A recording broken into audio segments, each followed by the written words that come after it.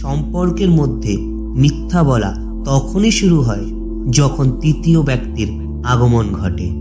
একটা গাছকে যেমন প্রয়োজনের তুলনায় বেশি যত্ন করলে গাছটা যেমন মারা যায়, তেমনই কোনো সম্পর্ককে বেশি গুরুত্ব দিলে মূল্যহীন হয়ে যেতে হয়। সত্যের পথে চললে কষ্ট হয় ঠিকই, তবে একটা সুবিধা থাকে, ওই পথে সবাই যাওয়ার সাহস পায় না। রাগ, অহংকার, হিংসা, লোভ পরিহার করা বাঞ্ছনীয়।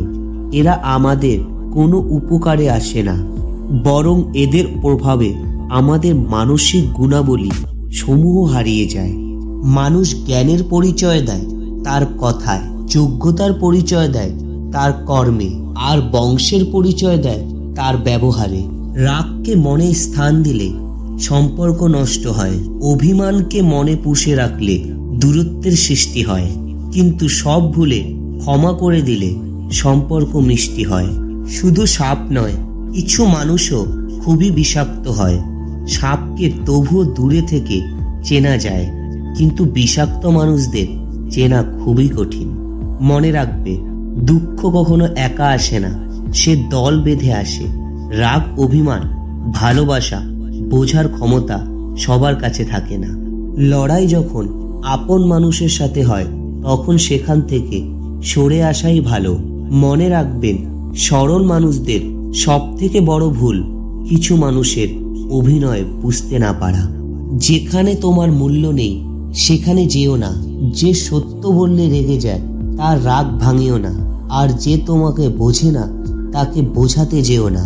রিলেশনশিপকে কখনো সিরিয়াসলি নেবেন না, হালকা করে ছেড়ে দিন, দেখবে সব ঠিক হয়ে যাবে। মরে যাওয়ার জন্য একটু বিষ খেতে হয়, কিন্তু বেঁচে থাকার জন্য অনেক বিষ হজম করতে হয়। একটা কথা সবসময় মনে রাখবেন, নীরবতা অনেক কথা বলে, যা বুঝার ক্ষমতা সবার থাকে না। আজকের মতো এইটুকুই। ভিডিওটি যদি আপনাদের একটুও ভালো লেগে থাকে তাহলে শেয়ার করে সবাইকে দেখার সুযোগ করে দিন, আর ভিডিওটিতে লাইক, কমেন্টস করে আমাদের জানান যে আপনাদের কেমন লেগেছে। তাই এরকম নতুন নতুন ভিডিও পেতে আমাদের চ্যানেলটিকে সাবস্ক্রাইব করে দিন। ধন্যবাদ।